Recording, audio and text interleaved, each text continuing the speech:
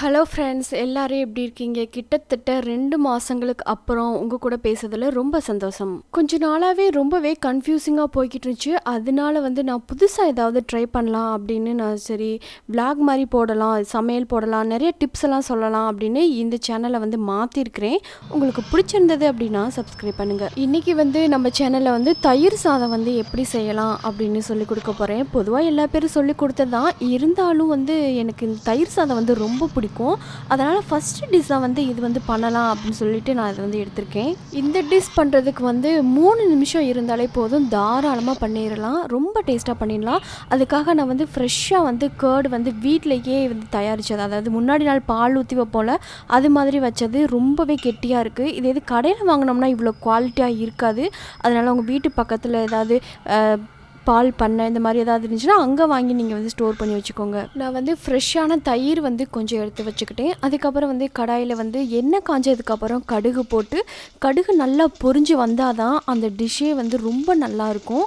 அதனால் நல்லா பொரிஞ்சு வர வரைக்கும் வெயிட் பண்ணுங்கள். அதுக்கப்புறம் நான் வடக்கடலை பருப்பு சேர்த்துருக்கேன். இதில் நீங்கள் வேர்க்கடலை கூட, இந்த நிலக்கடலை பருப்பு இருக்குல்ல, அது கூட சேர்த்துக்கலாம். அது சேர்த்தாலும் ரொம்ப மணமாக இருக்கும். அதுக்கப்புறம் நல்லா காஞ்சதுக்கப்புறம் கருவேப்பிலை சேர்த்துருக்கேன். கொஞ்சம் நிறைய கருவேப்பிலையோட ஃப்ளேவர் சூப்பராக இருக்கும் தயிர் சாதத்தில்.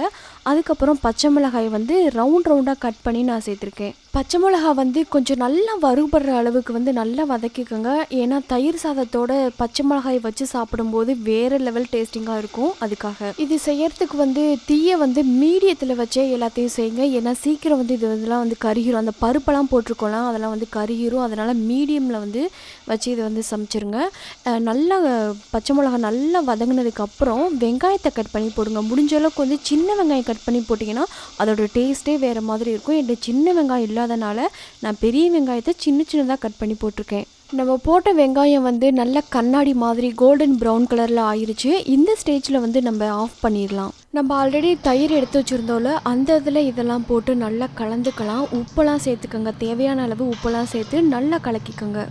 நல்லா கலக்கிட்டு சூடாக வடித்த சாதத்தில் இதை போட்டு நல்லா பெரட்டி எடுத்து வச்சிங்கன்னா சூப்பராக இருக்கும். இதுக்கு சைடிஷ் உருளைக்கிழங்கு வச்சுக்கலாம். அப்படிலாம் வெறும் ஊறுகாய் கூட வச்சுக்கிட்டாலும் வேறு லெவல் டேஸ்டிங்காக இருக்கும். இந்த வீடியோ பிடிச்சிருந்துச்சுன்னா லைக் பண்ணுங்கள், ஷேர் பண்ணுங்கள், கமெண்ட் பண்ணுங்கள், சப்ஸ்கிரைப் பண்ணுங்கள். இன்னொரு வீடியோவில் இன்னொரு டிஷ்ஷோட உங்களை பார்க்குறேன். தேங்க்யூ.